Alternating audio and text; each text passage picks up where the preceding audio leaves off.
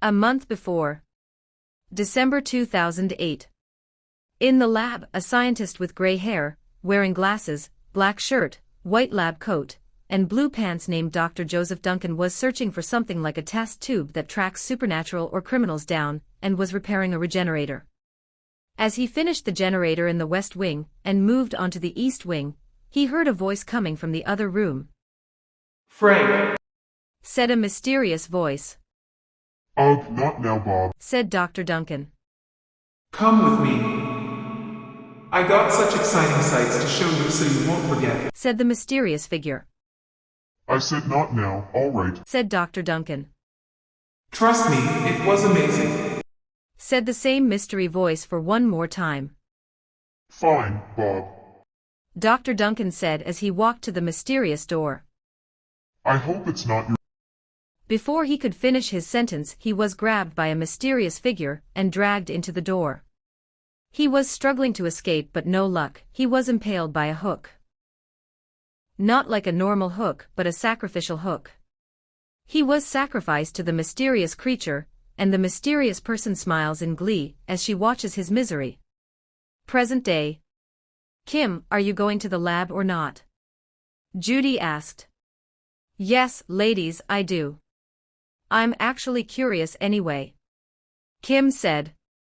"Kim, what was that?" Mark Aries asked. "Oh, I was curious about the lab with my friends," Kim said.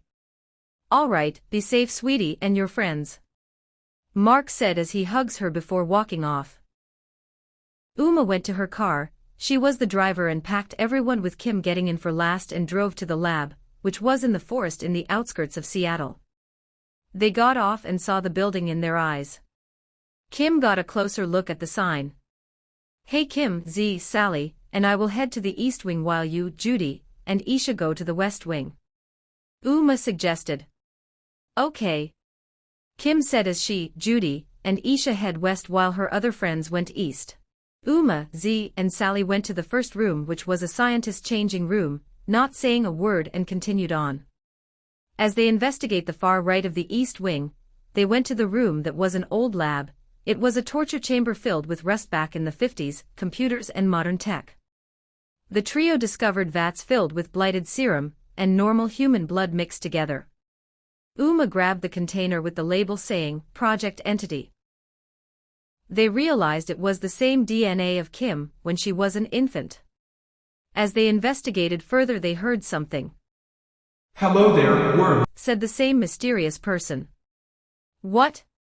Who's there?" Uma asked. "That's not Kim or Judy, is it?" Z warned. "It's not Isha either," Sally reminded.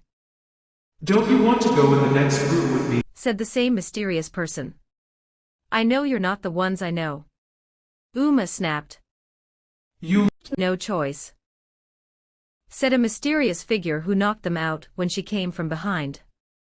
Meanwhile, Kim, Judy, and Isha went to the West Wing of the labs. They discovered the room filled with failed hybrids with human heads, monstrous claws as bodies, still have human hands, and no legs. Kim was shocked to see all of those abominations, as she looked to her left, filled with the monstrous spider god's failed human hybrids. Kim was shocked, and she was the only one who has a full human body as a hybrid that is actually successful compared to those abominations. At that moment, she heard crying, and it came from Judy. "Jude, what's wrong?" Isha asked. "These rodents," Judy cried as she pointed at the rodents with their organs exposed out. Kim felt sick when she looked at it. At that moment, they heard screaming from the other side.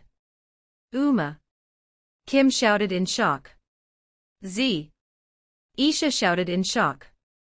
"Sally!" Judy shouted too. "I know how to save them," Kim said as she can see the walls from the East Wing, and it turned out that Barbara was tying them up into the sacrificial table. "So you must be the one snitching on me and Rachel, eh?" Barbara asked. "I should have known it was you and Rachel, Barbara," Z said. "Why, you and Rachel should be ashamed of yourself for your girls' actions," Sally said. I agreed. Isha was right. Uma said before getting stabbed in the stomach. Uma. No. Kim said as she started to manifest herself in void walking, and off to save her friends from that psycho. Barbara sees Kim as an illusion and tries to grab her, but it did nothing at all. She swung a punch but it didn't work either. Kim freed Uma who was wounded, Z, and Sally. Uma tackled Barbara but was punched into containers and glass pierced her skin but survived. Kim saw this and used her telekinesis to pin Barbara to the gas explosion tank, causing the fire. So she held Uma safely and gave her to Sally. Z and the others ran to the main building where Uma's car was at before Kim snapped where she stood, and Isha and Judy smelled the fire and they immediately evacuated the place and went to the car. Since Uma was injured, Z drove the car and escaped just in time before the lab exploded.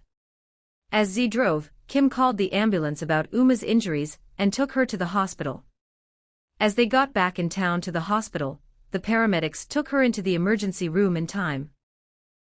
They let her stay for 8 months to recover. August 2009.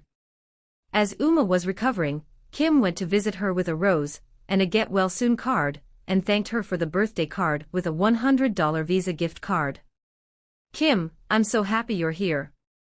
Uma said as she was healing up. Oh Uma. Z, Sally, Isha, Judy, and I were worried about you.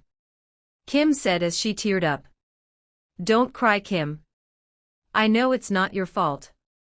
You did the right thing by saving me, Z and Sally from that deranged psychopath. Uma said smiling. After they hugged, Kim walked home and wrote her diary. What happened to Barbara Royce? Moments before the explosion, flashback time. Shortly after the 6 left, Barbara got up, a little injured, and planned to get revenge and left the building before it exploded. She called Rachel to pick her up. So how did the kidnapping go? Rachel asked. Not go as planned. And I'm so fucking pissed. Barbara shouted. Oh, I'm sorry, maybe I'll take you to somewhere you want to eat so we can hang out to make you feel better. Rachel said. Okay, I'll wait for you. Barbara said. She walked through the forest until there was a road and saw the car that belongs to Rachel's. Get in, my girlfriend. Rachel commanded. Barbara smiles as she gets in and goes back into the town.